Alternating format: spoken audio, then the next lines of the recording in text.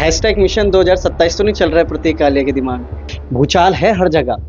Third front भी आ रहा है। थर्ड फ्रंट की भी कई लोग बात कर रहे हैं कि भाई थर्ड फ्रंट आगे बढ़ेगा। मिशन 2027 तो मेरे दिमाग में पिछले वर्ष से चल रहा है। विधानसभा ऋषिकेश में भाजपा अपना चेहरा बदल रही है। तो कमल का फूल ऋषिकेश विधानसभा में खिलने जा रहा है। Confidence over confidence. हमारे प्रधान बोला आपने, तो ये भाजपा की दृष्टि से बोल रहे हो कि प्रतीक आलिया की दृष्टि? अगर कोई बच्चा 2002 में पैदा हुआ है, प्रतीक भाई आ रहा जो 24 साल का हो, उसका तो विकास वो वैसे ही बढ़ रहा है। यानी कि समय अनुसार उसने अपनी व्यवस्थाएं खुद देखी होंगी, समय अनुसार सारी चीजें विकास कार्यों को लेकर अगर आप आस्था पथ की बात कर रहे हैं तो जनसंख्या के साथ साथ आस्था पथ को बढ़ाना जरूरी था, क्योंकि जनता वहां पे खड़ी नहीं हो पा रहे थे। एक विधायक का चेहरा आप खुद को तो नहीं देख। मैनिफेस्टोज में, घोषणा पत्र में तैयार ही रहती है डिग्री कॉलेज की, मगर धरातल पे आते आते फिर एक नया चुनाव आ जाता है। लोगों के अंकित भाई नहीं, मैं लड़ूंगा ही लड़ूंगा, या मेरी टिकट होनी है, या मेरी हैशटैग मिशन 2027 तो नहीं चल रहा है प्रत्येक आलिया के दिमाग में? नहीं। मिशन 2027 डेफिनेटली, क्योंकि मैं महामंत्री हूँ भारतीय जनता पार्टी का, जिले का महामंत्री हूँ, तो मिशन 2027 तो मेरे दिमाग में पिछले वर्ष से चल रहा है, 2 वर्ष पहले से। क्योंकि भैया चुनाव लड़वाने भी हैं 2 विधानसभाओं में और जितवाने भी हैं, दोनों विधायक भारतीय जनता पार्टी के लेके आने और सरकार बनानी है, तो वो जिम्मेदारी हमारे पास है। एक विधायक का चेहरा आप खुद को तो नहीं देख? देखिए, वो भविष्य के गर्त में छुपा हुआ है, वो नहीं बोल सकते, बट हाँ, आप अपनी सक्रियता अपने संगठन में, अपने संगठन के बीच और अपने लोगों में, यानी कि हमारे जो स्थानीय नागरिक हैं उनके बीच में, उनकी समस्याओं के लिए आवाज उठाना, उनकी समस्याओं के लिए आगे आना, ये कार्य मैं आज से नहीं, मैं पिछले 5-6 साल से निरंतर कर रहा हूँ। लोगों के बीच में हूँ, लोगों को पता है, सब लोगों को, स्थानीय लोगों को हमारे पता है। पार्टी संगठन अपने आप सब पे नजर रखता है, तो मैं ये नहीं कि आज हल्ला मचा के बोलूं कि अंकित भाई नहीं, मैं लड़ूंगा ही लड़ूंगा, या मेरी टिकट होनी है, या मेरी दावेदारी है। सबको सब कुछ जग जाहिर है, इसमें इसमें मुंह से बोलने की कोई आवश्यकता नहीं, सब कुछ जग जाहिर है, सबको पता है। परसेंटेज की बात करें तो क्या है प्रतीक आलिया के परसेंटेज में टिकट का? मैं कैसे बता सकता हूँ, आप बताइए ना। मैं ये शीर्ष नेतृत्व का काम है, ये हम तो बहुत छोटे कार्यकर्ता हैं। अच्छा, ये तो बताइए कि ऋषिकेश में, विधानसभा ऋषिकेश में भाजपा अपना चेहरा बदल रही है। ये भी मैं नहीं बता सकता, ये भी मेरा विषय नहीं है। आप तो भाजपा से जुड़े हुए महामंत्री भी। मेरा काम भाजपा को जिताने का, कमल का फूल हमारा कैंडिडेट है 70 की 70 सीटों में, ये हमारा शीर्ष नेतृत्व हमें बताता है, और उस कमल के फूल को खिलाने का कार्य जो है वो हर जगह पे कहीं ना कहीं हमारी जिला मंडल बूथ की जो टोलियां हैं उनका है। मैं, क्योंकि मैं जिले में महामंत्री हूँ, तो मेरी जिम्मेदारी है कि हमारी दोनों विधानसभाओं में कमल का फूल खिले, और कमल का फूल ही हमारा कैंडिडेट होता है, जैसे सब लोग कहते हैं वही है। Pre defined and pre declared candidate हमारा कमल का फूल है। ऋषिकेश की राजनीति में जो हलचल मच रही है इस वक्त, पिछले चुनाव से लेकर अगर आप तक की बात करें, भूचाल है हर जगह। थर्ड फ्रंट भी आ रहा है। थर्ड फ्रंट की भी कई लोग बात कर रहे हैं कि भाई थर्ड फ्रंट आगे बढ़ेगा। इस तौर को देखने के बाद क्या लगता है प्रतीक कालिया को कि भाजपा कुछ बदलाव करने वाली है ऋषिकेश में इस बार? बदलाव मैं किसी और पार्टी के बारे में नहीं पूछूंगा, भाजपा के बारे में। मैं क्या कह रहा हूँ, हमारा कैंडिडेट तो प्री डिफाइंड है ना, कमल का फूल।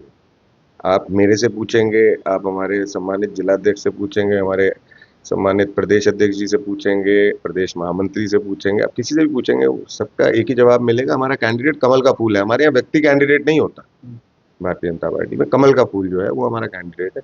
रही बात कि और राजनीतिक दल भी हैं मैदान में, बहुत अच्छी बात है, मेरी शुभकामनाएं हैं सबको, लेकिन ऋषिकेश में कमल का फूल खिलने जा रहा है। थर्ड फ्रंट को क्या कहेंगे? मैंने शुभकामनाएं दी, मेरी शुभकामनाएं हैं, मैं आपके चैनल के माध्यम से प्रेषित कर रहा हूँ अपनी बहुत जेन्युइन शुभकामनाएं कि आप लोग अच्छा करें, परंतु 2027 में या 26 में अगर हमारे विधानसभा के चुनाव होते हैं तो कमल का फूल ऋषिकेश विधानसभा में खिलने जा रहा है। Confidence over confidence? Total confidence, confidence के साथ कह रहे हैं? 100%। कैसे आप चुनाव से 1 महीने पहले आप बैठिएगा मेरे साथ, मैं आपको आंकड़े भी दूंगा। कुछ विकास कार्यों पे बात करते हैं फिर छोटे से। क्या विकास कार्य पिछले 25 सालों में देखते हैं? देखिए, मैं 25 साल पहले अंकित भाई, यदि आप ग्रामीण क्षेत्रों में हमारे घूमे हैं, क्योंकि मैं घूमा हूँ, वो मेरे पिताजी भी भारतीय जनता पार्टी से जुड़ रहे हैं, तो संगठन के कार्यों से वहाँ जाते थे, तो हमारा भी जाना होता था। तो ये जिन लोगों ने 25 साल पुराना ग्रामीण क्षेत्र देखा है, जिन लोगों ने 25 साल पुराना नगर पालिका क्षेत्र देखा है, जिन लोगों ने 25 साल पुरानी हमारी ऋषिकेश ग्राम सभा देखी है, उनसे आप अगर पूछेंगे कि क्या विकास हुआ है उनसे, तो आपको इसका जवाब मिल जाएगा। मेरे कुछ भी बोलने की आवश्यकता नहीं है, विकास कार्य हुए हैं। बहुत हुए हैं, विकास कार्य निरंतर चल रहा है। विकास कार्य ये नहीं होता कि हुए और खत्म हो गए, it's a continuously going process. ये प्रोसेस है, ये चलता रहेगा, ये ऑन गोइंग प्रोसेस है, तो इसको आप रोक नहीं सकते, यथावत चलता रहेगा। हाँ, कुछ बड़े कार्य भी हुए हैं, जैसे मैंने अभी बीच में आपके एक सवाल के जवाब में बताया था आपको कि आस्था पथ ये एक बहुत बड़ा अट्रैक्शन है ऋषिकेश के लिए। तो छोटी मोटी योजना नहीं है, आप देखिए बैराज से शुरू होती है और ऋषिकेश विधानसभा के दूसरे कोने तक जाती है। गंगा का किनारा, तट इतना सुंदर, इतना बढ़िया बनना, तो वो एक बड़ा कार्य है जो हुआ है ऋषिकेश में। और क्या बड़ा कार्य? आईएसबीटी मिला है ऋषिकेश को। आप देखिए पहले बस अड्डा पुराना, आपने देखा है पुराना बस अड्डा, याद है आपको? हाँ, तो आईएसबीटी बना है। आईएसबीटी के लाभ भी आपको पता है, आज पहले कितने स्थानों के लिए यहाँ से ऋषिकेश से बसें चलती थी, आज कितने स्थानों के लिए चलती है। और भी बहुत कार्य हुए हैं। अभी त्रिवेणी घाट आज से 25 साल पहले, पता नहीं आपको ध्यान है कि नहीं है, घाट इतना छोटा होता था कि गांधी स्तंभ तक लगभग गंगा जी जो है हर साल मानसून मानसून में पानी वहां तक गंगा जल आ जाता था। अब मुझे लगता है काफी समय हो गया देखे हुए कि वहां तक टच करता हूँ। वो किस लिए? क्योंकि त्रिवेणी घाट का विस्तार इतना बड़ा हो गया है कि वो स्कोप कम हो गया है। और बड़े काम कर। नहीं, और भी बड़े काम हुए हैं। इधर हरिपुर कला में काफी काम हुए हैं हमारे, नदी के किनारे गौरी माफी में हुए हैं कुछ काम हमारे, तो कार्य तो हुए हैं। अब उसके अलावा जैसे अब मैं कुछ काम ऐसे गिनाऊंगा आपको जो आप बोलेंगे नहीं ये तो केंद्र सरकार की योजनाएं हैं, जैसे परंतु देखिए आपका हमारा जो एनएच का काम, हमारा जो नेपाली फार्म से वहां तक का काम हुआ है, लाल तप्पड़ तक का, वो ऋषिकेश विधानसभा में आता है। उस वाले कार्य में भी कई चुनौतियां थी, उसमें फ्लाईओवर आना है, कम होने ज्यादा होने, वो स्थानीय डिमांड पे होता है। प्रतीक भाई, आज से 25 वर्ष पहले, अगर मोटा मोटा अगर आपको आंकड़े याद होंगे, कितनी जनसंख्या रही होगी ऋषिकेश विधानसभा में? मुझे लगता है जनसंख्या पूछेंगे आप या कितना वोटर रहा होगा? कितना वोटर रहा होगा? मुझे लगता है 2002 के चुनाव में रहा होगा करीब 1,10,000, 1,08,000। 1,10,000। और आज 1,90,000 के आसपास होना चाहिए। यानी कि 90,000 या एसआईआर के बाद हमें एक्चुअल नंबर पता लगेगा, क्योंकि एसआईआर की प्रक्रिया शुरू हो गई है, तो अब वो फिगर हम भी अपने उसमें जहन में नहीं लेके चलते, बिकॉज डेफिनेटली हमें एक नया फिगर मिलने वाला है कि हमारा आज से चलो पिछले 5 साल पहले की बात कर, 22 की बात करते हैं, 22 तक का।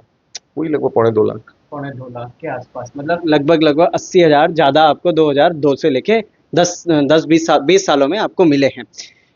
अगर कोई बच्चा 2002 में पैदा हुआ है प्रतीक भाई, 24 साल। आ रहा हो जो 24 साल का हो, उसका तो विकास वो वैसे ही बढ़ रहा है।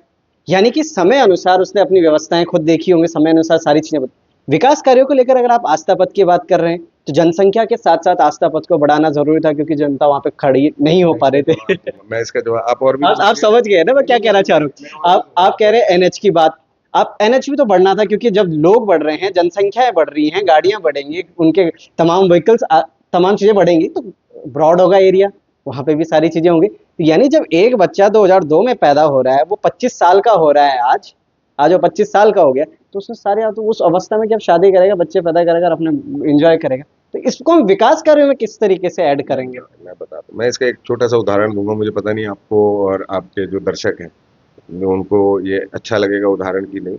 आप बोल रहे हैं कि बाल अवस्था से वयस्क हो गया है एक बच्चा जो है ना? जब तक वो वयस्क हो गया तब तक उसका थ्रू आउट ग्रोथ पीरियड चल रहा था। Now this was physical growth. जो 2002 में हमारे विधानसभा की स्थिति थी, उस स्थिति से हम बहुत अच्छी स्थिति में हैं आज। कारण जो ग्राउंड वर्क होना था, ग्राउंड वर्क पूरा हो चुका है। मतलब जो बेसिक नेसेसिटीज थी, बिजली, पानी, सड़क, ये योजनाएं जो थी, वो कहते हैं ना रोटी कपड़ा और मकान बहुत इसेंशियल है जीने के लिए, उसी प्रकार से जब हम विकास की बात करते हैं तो बिजली, पानी, सड़क, सिंचाई और अपना स्वास्थ्य, इन सब में लगभग लगभग हमारा काम हो गया। कुछ चैलेंजेस होंगे अभी भी, ऐसा नहीं है कि नहीं होंगे, कुछ चैलेंजेस होंगे, बट मोटा मोटी हमारा खाका जो है वो अच्छे तरीके से बढ़ चुका है। अब 2027 के चुनाव के बाद ऋषिकेश के पास जो स्कोप है वो बड़ी योजनाओं का है। बड़े स्टेडियम्स आने चाहिए ऋषिकेश में। एक हमारी छोटी बहनों के लिए एक डिग्री कॉलेज, इंटरमीडिएट कॉलेज खुलना चाहिए। अपना आईटीआई खुलना चाहिए, इस तरीके के पॉलिटेक्निक आना चाहिए। तो ये अब बड़ी योजनाएं हैं। अब समय उनका है। तो आप देखेंगे जब अगली सरकार आएगी भारतीय जनता पार्टी की, तो आप देखेंगे कि ऋषिकेश में अब इस तरह की बड़ी योजनाएं आएंगी और इन बड़ी योजनाओं पे काम होगा। हर मैनिफेस्टो में मैं देख रहा था प्रतीक भाई, पिछली बार भी कई बार ये मेंशन होता है कि degree college and all. In fact मैं कई छोटे छोटे चुनाव में भी कहता हूँ कि सुनने को मिलता है मुझे कि नेता भाषण दे रहे हैं कि हमारे यहाँ पर डिग्री कॉलेज नहीं, डिग्री कॉलेज आना चाहिए, डिग्री कॉलेज। ये भी मांग काफी समय से उठ रही है कि डिग्री कॉलेज नहीं। मैनिफेस्टोज में, घोषणा पत्र में तैयारी रहती है डिग्री कॉलेज की, मगर धरातल पे आते आते फिर एक नया चुनाव आ जाता है। देखिए ऐसा है, मैंने कहा ना आपको कि ग्रास रूट पे और बेसिक एमिनिटीज के लिए जो काम होना था, यानी कि एक बेसिक इंफ्रास्ट्रक्चर जो हमारी विधानसभा को मिलना था, वो मिल चुका है। अब बड़ी योजनाओं के लिए काम होगा। अभी तक ये चैलेंज शायद रहता होगा, मैं जनप्रतिनिधि नहीं रहा हूँ, मैंने संगठन में ज़्यादा काम किया, परंतु जो जनप्रतिनिधि होंगे उनको पता होगा ये चैलेंज कि जब तक आप किसी बड़ी योजना को लाने के लिए जाते होंगे, वहाँ दूसरा चैलेंज आता है कि जमीन तो है वहाँ पे फलानी ग्राम सभा में आईटीआई के लिए, लेकिन वहां तक पहुंचने के लिए बहुत बड़ा चैलेंज है।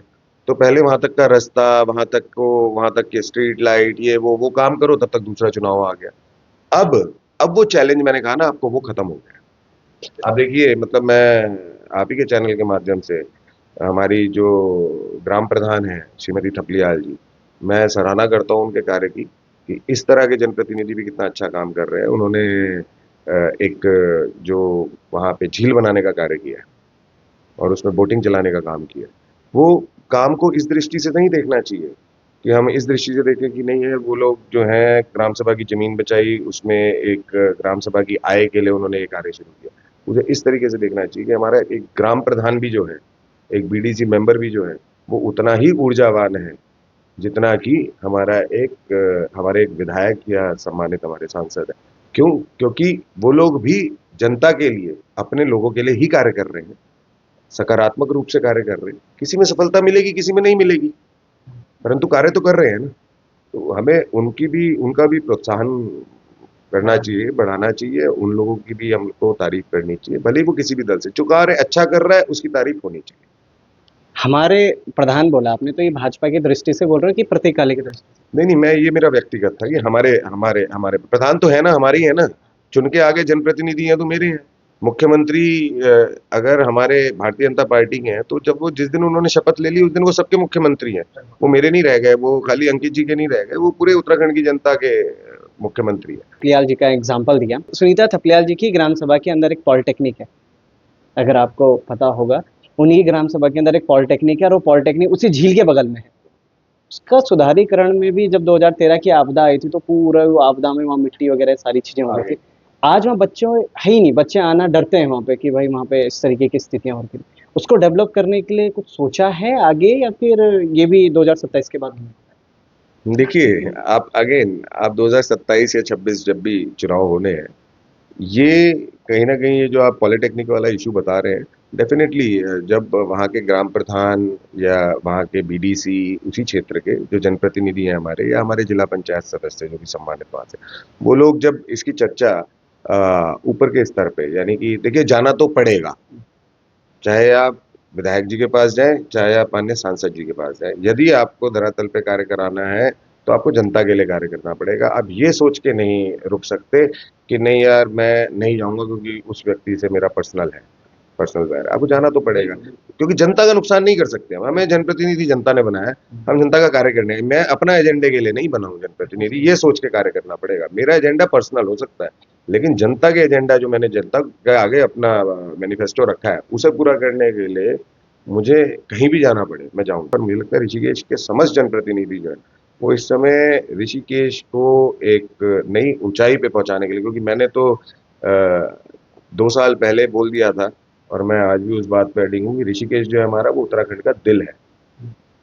अब इस दिल को संभाल के रखना है, या इस दिल को कहीं ना कहीं आपको ब्लड प्रेशर और पल्स रेट बढ़ा के कार्य लेना है इससे, वो आपने तय करना है। लेकिन दिल यही है, ऋषिकेश ही है। तो इसलिए यहाँ के जनप्रतिनिधि ये बात समझ चुके हैं, बहुत बढ़िया काम कर रहे हैं। चाहे वो बीडीसी हो, चाहे हमारे ग्राम प्रधान हो, चाहे हमारे जिला पंचायत हो, चाहे हमारे विधायक हो, और हमारे को मार्गदर्शन तो भैया हमारे सांसद महोदय का भी मिलता है।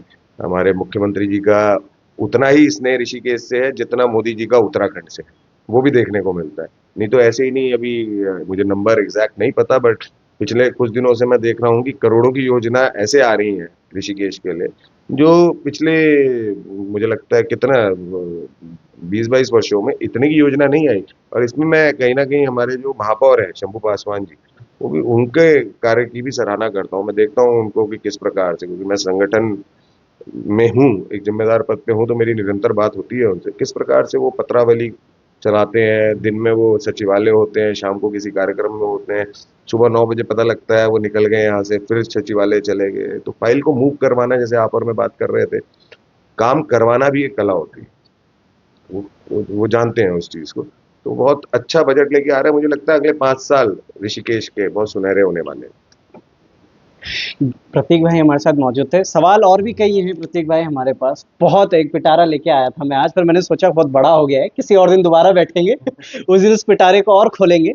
मगर उन्होंने एक बहुत बढ़िया बात ये कही है कि जनप्रतिनिधियों को जनता ने चुनकर भेजा है, तो उनकी जिम्मेदारी ये बनती है कि वो जनता के लिए काम करें, ना कि अगर आपकी किसी और नेता या फिर आपसे ऊपर के किसी नेता या विधायक से अगर आपसी मतभेद है या वैचारिक मतभेद है, उन पर जनता को पीसने की जरूरत नहीं है, ना कि उन पे जनता को ये लाने की जरूरत है कि भाई मेरे वैचारिक मतभेद है उनसे, तो मैं अपना काम इनसे नहीं करवाऊंगा, किसी और को बोल दो जिनके के साथ सही बन रही है, मेरा कमीशन इतना आता है या फिर नहीं आता। चलो कमीशन की बात करते नहीं, बहुत लंबी चीज हो जाती है प्रतीक भाई कमीशन वाली बात। मगर मैं ये जरूर कहूंगा कि वैचारिक मतभेद ना हो, एक जनता के लिए काम करने वाली बातें हों। बहुत बातें हुई मेरी प्रतीक भाई के साथ। मिशन 2027 को लेकर उन्होंने जो एक क्वेश्चन मार्क छोड़ा है, उस पर मैं वापस जरूर आपसे मिलूंगा। कहीं ऐसा ना हो कि वो क्वेश्चन मार्क फुल स्टॉप पे आ जाए कि अब ऋषिकेश बदलाव देख रहा है किस तरीके से, विधायक का या फिर किसी और प्रत्याशी का। मगर जो भी सारी बातें होती है, बने रहेगा लोकार्पण के साथ। जय हिंद, जय भारत, जय उत्तराखंड। पल पल में आपको मिलता रहूंगा, ऐसे ही एक साक्षात्कार वापस से प्रतीक भाई के साथ दोबारा होगा। तब तक ले जय हिंद, जय भारत, जय उत्तराखंड।